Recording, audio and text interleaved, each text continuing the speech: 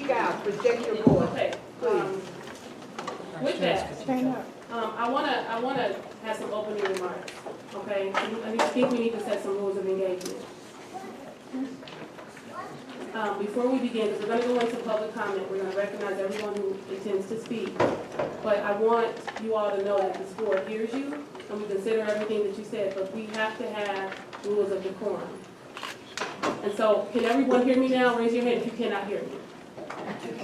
It would help if you stand, I don't know, so we can at least see your mouth.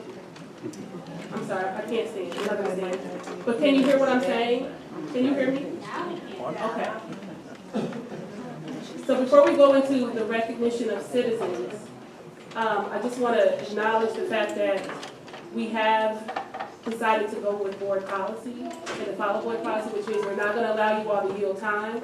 This is not intended to be. So let me get this straight. You're going to go with board policy to stop the public from speaking, but you won't go with board policy to follow what it says about the president and the vice president.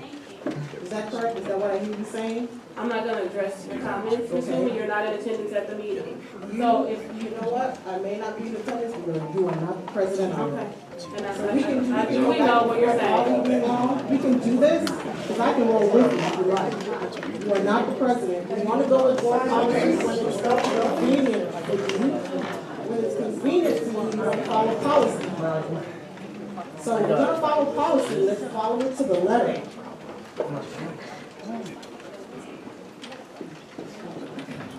So do we or do we not want to follow policy? We are following. Okay, then Alexander's the president. No, he is not. The majority is not. Policy. We're going according to policy. You just stated policy. You either want policy or you don't. You cannot pick and It's choose a which business policy. meeting, His and you are business. filibustering. I am making statement about the policy. Either you want to follow the policy. Well, you or made you it, so don't. allow us to move on. Policy, then. Move on, Alexander. Policy clearly states that I remove the board president. And you guys went through this on the last board meeting. And it was explained. So, excuse me, for a point of clarification, we do not have a policy that states that a board member cannot be removed. What happened over several meetings was that there was displeasure with the way that Randy Alexander was behaving as board president. And he was given a list, and he was asked to respond to the list. And over a duration of over 2 months, he refused to. And on advice of our attorneys, we asked if we had the authority to remove him, and our attorney advised us that we did. At our last meeting, by a 4-3 majority vote, Randy Alexander was removed. Again, there is no policy, there is no policy that states that a president cannot be removed. I didn't interrupt you. You can read the You policy. won't interrupt me, we're gonna be respectful. You can read The the policy. president asked for decorum. Your time over talking will not refute the fact that you're not being honest, there's no policy. Okay, so the point is, what do we do now? I have All the right, policy. so I'm going to ask for a point of order. I have the policy. So, We can read the policy. You're out of order, Mr. board member, I'm going to ask for a point of order. Yeah. We're going to go into the recognition of citizens at this time. Ms. Barnes, you are vice president, the board president is sitting. You need to recognize that. You're an attorney. You Madam know. Chair, may I speak? Yeah. Madam Chair. The policy itself. Ms. Coleman, you may have the floor. Thank you, Madam President. President Bond, I'd like to just make a recommendation. I did not want our board to start this way. I want us to start straight with the agenda like we should. My recommendation is that we call for the police. There are 4 members here that say we support you. We want you to remain as president. The letter went to Randy Alexander to state that you are the president, and I believe that force is necessary. Bring it. Don't touch me. That's the one thing. You don't hope nobody touches it. Your policy, this bond, it's 2:116. You need to read it top to bottom. You'll understand that you cannot do this. Ready to? Madam President, may I have the floor? And I explained it to Attorney you. Luigi, could you step up, please?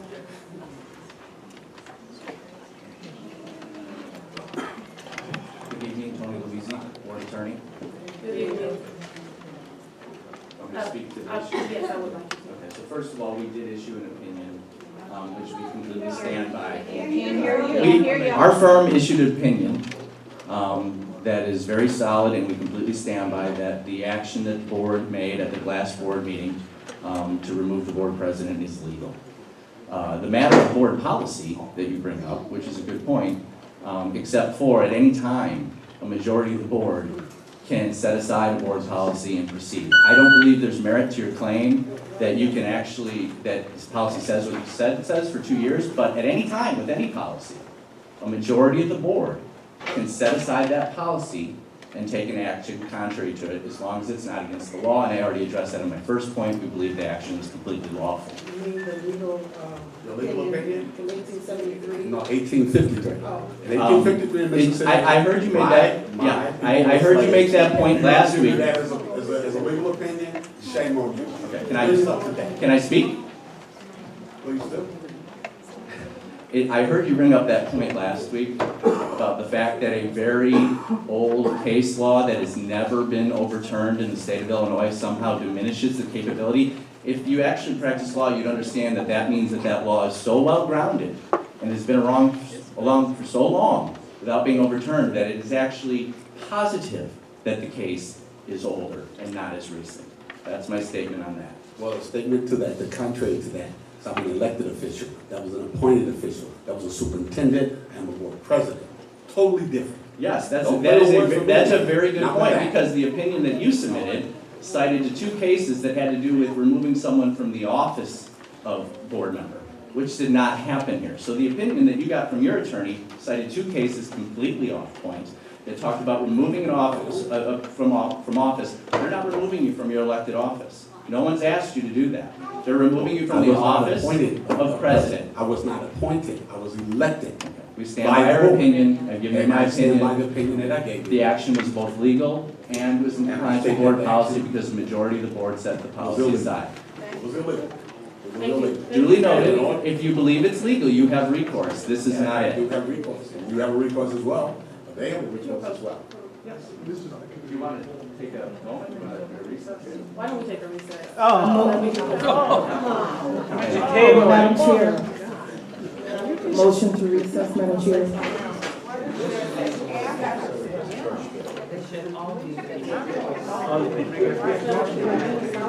a motion by Ms. Goldman. Go into a back room and figure this out. We're here for other reasons.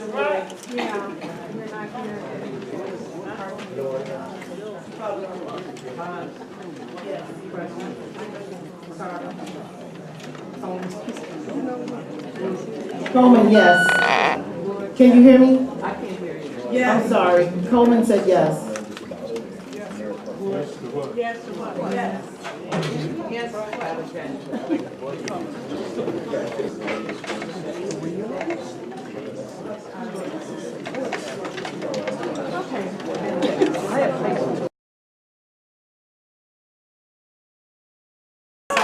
So since they're in recess, we're gonna I'll take leave time this to meeting. talk. We're gonna call the meeting back to order.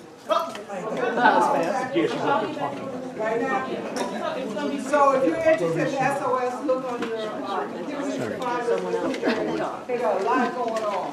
And it's much more than what's going on here. It's talking about our future, our wealth, and we don't want that mess with, okay? We're gonna call the meeting back to order.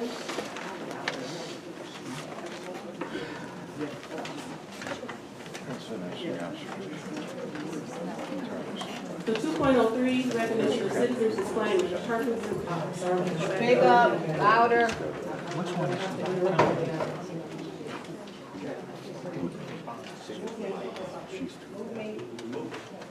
Move me. Ms. Glenn, would you call the roll?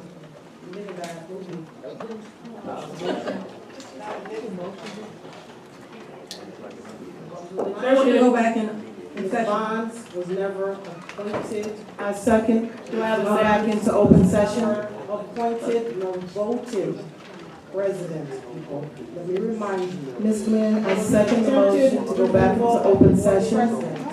However, there was no appointment nor election of Vice President Bond to be board president. Again, this is an illegal action and you are.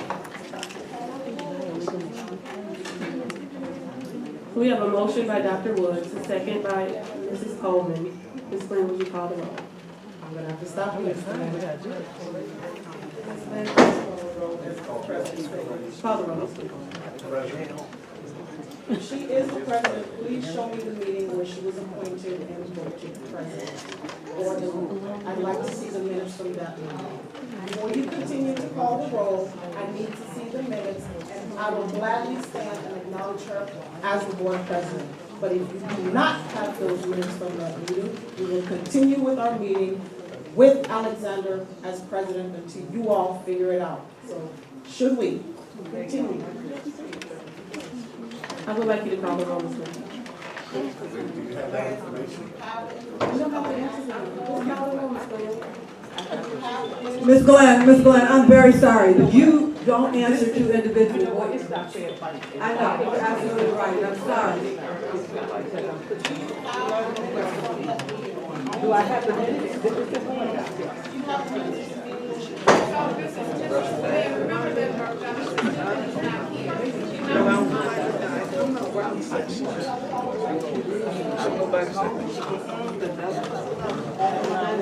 You have to have the minutes to show that she was elected president by this board of education.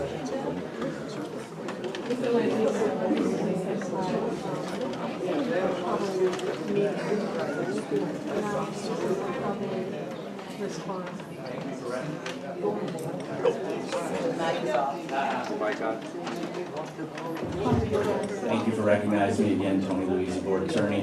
The resolution that was adopted at the last meeting specifically stated, Legal It was resolution. not adopted. specifically stated that upon adoption of the resolution that Ms. Bonds would become board president. Thank you very much. Resolution. That was an illegal resolution, a legal motion. That's the fight that I had from the very beginning. And you know it. If you believe the motion is illegal and the action was illegal, then you have actions that you can take outside of this boardroom. We would respectfully ask that you let the board meeting proceed so that people here can actually come here for what they came here to speak about and to see. Thank you very much. Again, I would like to see those minutes. The minutes that state that Bonds was elected the board president. We need to see those minutes. The board should either proceed or potentially move to the next meeting, and we can address this, but I would recommend proceeding, and a majority of the board is directing the employee to call the roll, so I would call the roll. And I am noting for the record that I am physically present, and I view that all 7 board members are here. So did someone step out? She's in the back of the room. So for the record, let know the board attorney is noting that all 7 board members are present at this board. Whether they choose to participate is their choice, but they are present. What you're telling us is to accept a legal resolution made by a board member, stepped outside of policy to contact the law firm. Is that what you're telling us? That we should accept that? Because that's exactly what happened. We keep talking about policy. We want to follow the rules, but it's tough when you guys aren't following the rules. So ladies and We paid you gentlemen, guys a lot of money. I truly apologize that you have to sit through this. This is an example of why the motion that was voted happened last week, or last month. Because we have an absence of leadership. We have a media center full of citizens who are concerned about the real issues that this community is facing. And this is what you have to deal with. We have a president that will not allow you to hijack this And I would board. like to say to you that what happened last month was legal. Mr. Alexander knows that if he wanted to take legal recourse, he could. There are legal ways that he can handle this, not hijacking this meeting. So I'm sorry that you have to deal with this. I am trying to push through this so we don't have to recess this meeting and waste everybody's time. So please just be a little bit patient. Ms. Glenn, I'm asking you again to call the roll. Ms. Glenn, we're asking you for the same thing. Just- We want to just know, call the- when when you was stop she talking, please just call the roll. elected the president of this board? When? That's all we want to know. That's all I'm asking. I'm here.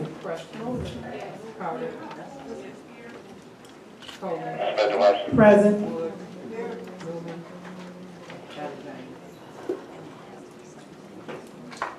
Still doesn't make it legal, it doesn't make it right, Andrea, and you know that, you're an attorney, and you know good and well what you did, in the resolution, it was illegal. I explained it to you, I read it to you, and I told it to you. But you move forward, because I know you want to sit there. So 2.03, this is the recognition of citizens displaying that the purpose of public comment is to allow the public to provide their input on school issues. The comments made by the public are not an expression of the opinion or position of the school district, Board of Education, or any of the individual board members in their official or individual capacities. Please refrain from mentioning the name of students. Each of you will have 4 minutes to speak. I have a note from Sherry Towery. Yes.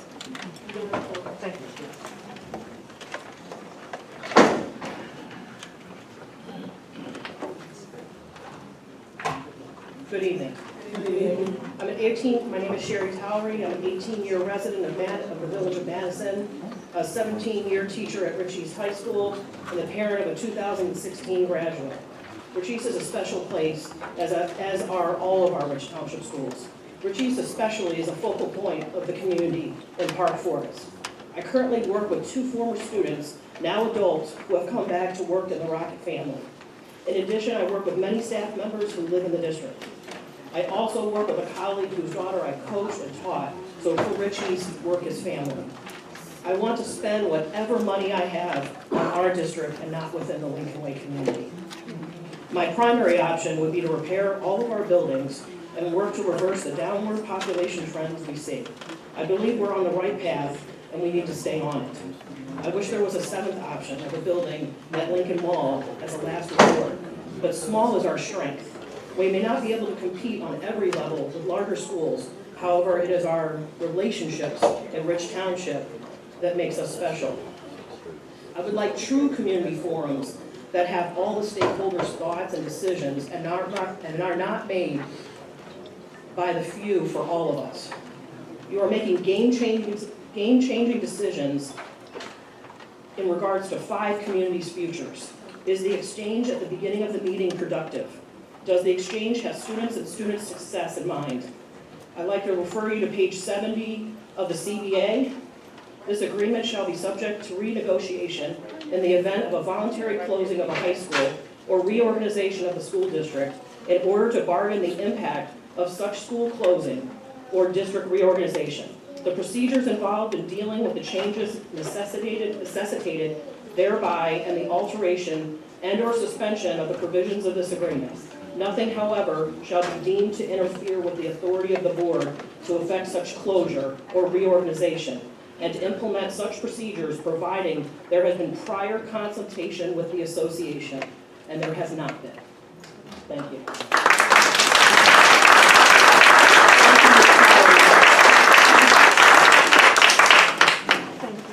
Judith Gonzalez.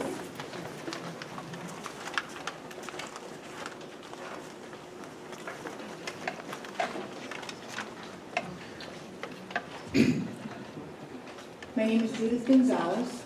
I'm a resident of Park Forest, been for 45 years. Graduated 3 children from Racous. I have 4 points that I'd like to address and comment after that. The first one is, our district is stronger with the 3 schools. It will weaken our position within the state in terms of funding if we eliminate one of those schools. Second, are there documents available that were used to support this specific closure? And were other alternatives discussed and documented? 3, the roster of members of a committee or to form one that would determine alternatives to the closure of any of the 3 schools within this district. 4, we can always ask the state for a formal audit of our monies that are available within this district, because there should be enough, and if not, then alternatives and changes that need to be made can be made within our budget. The comment is, we are not elected to make easy choices, but the best one, with thought and research. We have our individual lives, this is true. However, once we are elected, we have chosen to take the responsibility for the office for which we have been elected to. Thank you.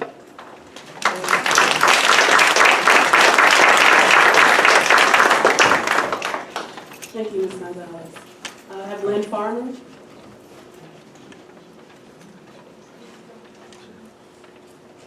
Good evening, almost, it's about 3 minutes to 6. I am talking tonight about the oath of office that you all have taken. And I would like to remind you, and the people that I work with would like to remind you of a few important phrases from your oath of office. Excuse me, point of order. As you listen to us today. Can we stop people from walking up across the front dais when she's talking? That's this, okay, we should hand it out beforehand. I'm sorry. That's quite all right. All right. You solemnly swore to faithfully discharge the duties of the office of the school board. And, quote, respect taxpayers' interest by serving as a faithful protector of the school district's assets. You swore to foster with the board extensive participation of the community, formulate goals, define outcomes, and set the course of Rich Township District 227.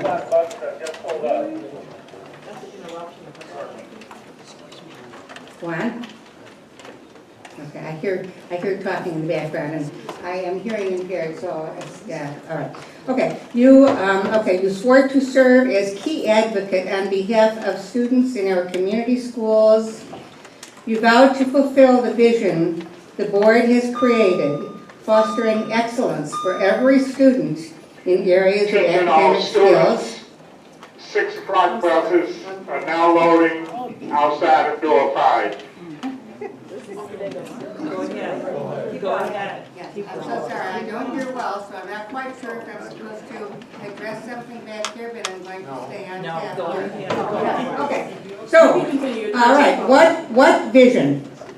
We as a community haven't seen a strategic plan presented to improve school performance or address missing programs that a move to Lincoln Way North would provide to improve performance or improve attracting, retraining kids. Thank you. Thank you, Ms. Farmer.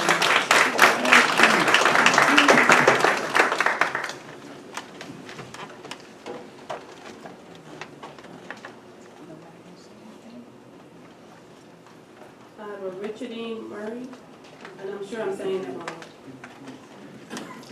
Yes, I'm giving my minutes to Connie Means. Miss Means, we put on our agenda that we're not allowing people to yield time. So do you, You're a public okay, do you have, did you fill out one of these? I don't have any, I did fill out one of those, but she did her time. Is one of these is yours? Because I have 2 with no names on them. No, my name's on them. I like I to don't have address. one with your name on it, Ms. Means. Just a moment, I'm gonna let you speak. Which, did you fill out part? Yes, it's. So which one is Educational yours? excellence. Okay, so you have 4 minutes. Thank you. I'd like to address the Lincoln Way situation and what it does for us as taxpayers. I own property in Rich Township. If you take my high school out of Rich Township and you place it into Lincoln, I lost my high school. My house will not sell for the price that it should sell. You are having an adverse effect on my wealth. Next thing I'd like to point out is that particular township is racially hostile. They don't want us over there. They don't want our children over there. They have painted swastikas on the top of their junior high. We have news articles that point to all of that. Why would we place black and brown bodies into a racially hostile situation?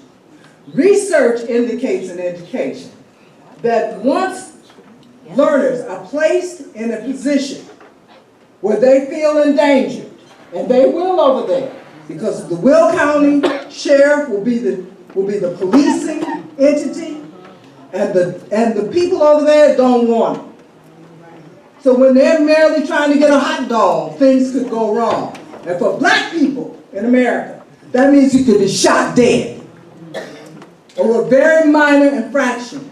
I am asking this board, as parents, as mothers and fathers, to consider that move as null and void. There is no reason why we should move our children. Moving our children to living way is not going to improve our program. Program improvement comes from the work of educators, working together with educators to find out, first of all, assess what the students need, assess what you need in programs, and then making those changes. It does not require a shiny new building. If we take what we have now in education and we put it at Howard University, it's going to be a failure because buildings and campuses don't make programs. And I am asking this board, whether you are an educator, whether you are a parent as an educator, whether you're a grandparent, to consider this and take this thing off the table. After we find out what we need in excellence, then we can build our campus. Then we can build our buildings. But we'll know what we need, won't we? So you need to put in charge somebody who understands education and the dichotomy of success, who some of you say you can't find. I will send you to the upper tier schools in Chicago Public Schools. I will send you to Southland. That's what it looks like. So will you please do it? And I will work with you pro bono. I haven't changed that. Pro bono means for free. That's right.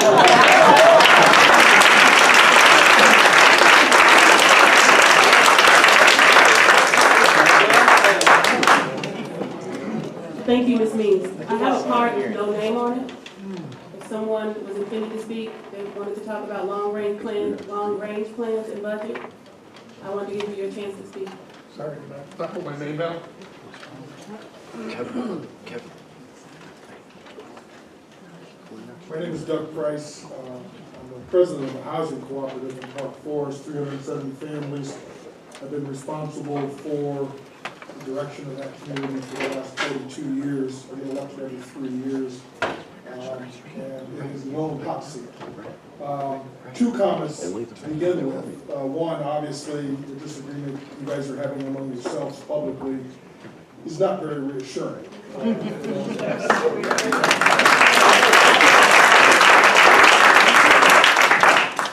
Trust in leadership is 90% of bad decisions. Secondly, your website's not very friendly either.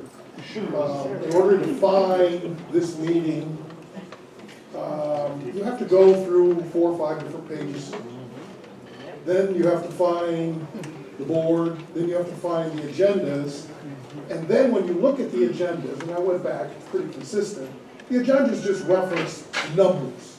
So then you got to go over to the policy section just to find out what the meeting's about. It's not a friendly way to, run a meeting.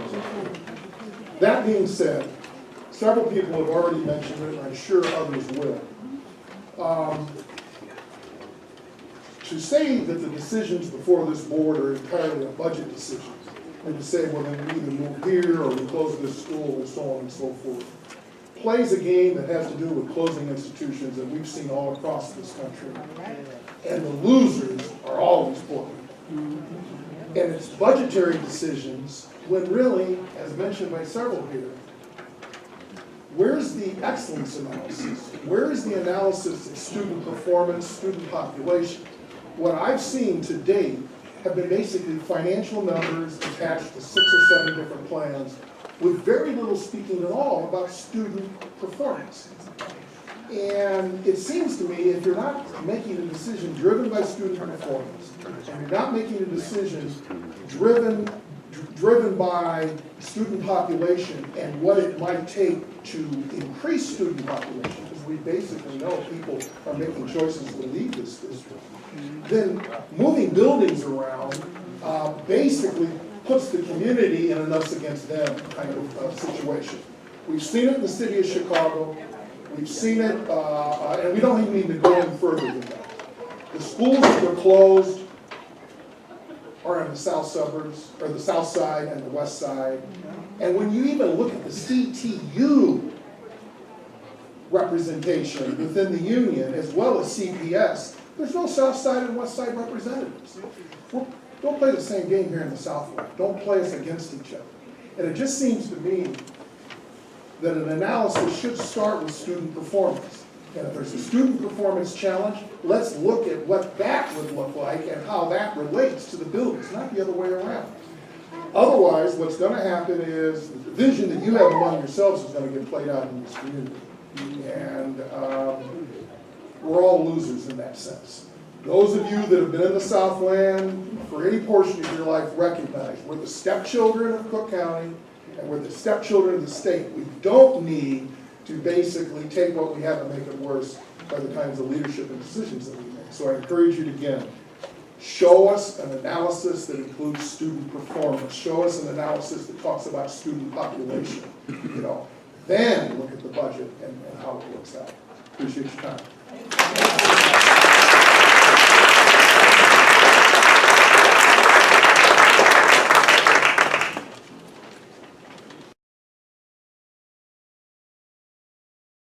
What students attended.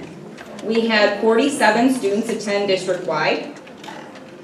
The students that attended were a mix of all 4 grade levels, 9th through 12th grade, with our highest representation, as you can see, from 10th grade, and also our highest representation at Central. I want to take care of this back here. Would you like me to continue? Freedom of the press. Freedom of the press, First Amendment. They won't let the press in. Sorry. First Amendment. You want me to just wait? Freedom of the press. I'd like to highlight our kids, so.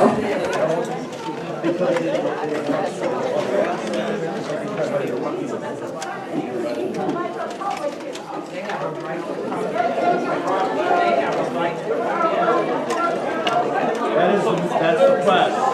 They have a right. They have a right to come in. Hands off my body, sir. Get your hands off. They have a right to come in. Let them in. Let them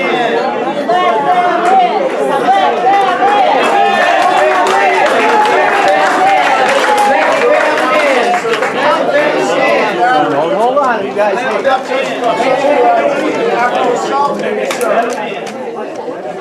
You're arrested tonight. No, I don't know. We're going to jail. He's going to jail. He's going to jail.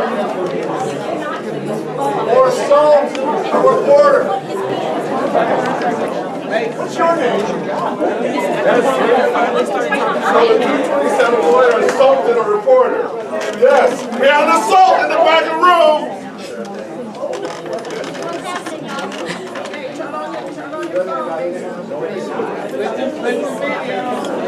President, might be here. This is making media now. They made the camera like outside, behind, on the sidewalk outside, and they had to push through themselves. And you guys are gonna fuck over the district here, tonight. and then would have let them in the door.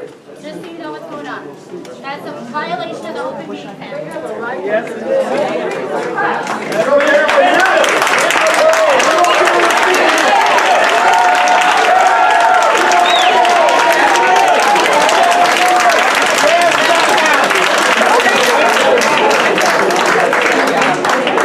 Okay, at this point, I'm going to ask for a point of order. This is still a meeting.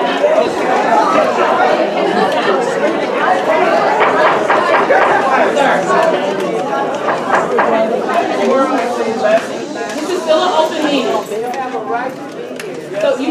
right, everybody can come in, so you cannot disrupt the meeting. Yeah. If you're disrupting the meeting, you can be asked to leave. May I have a point of order?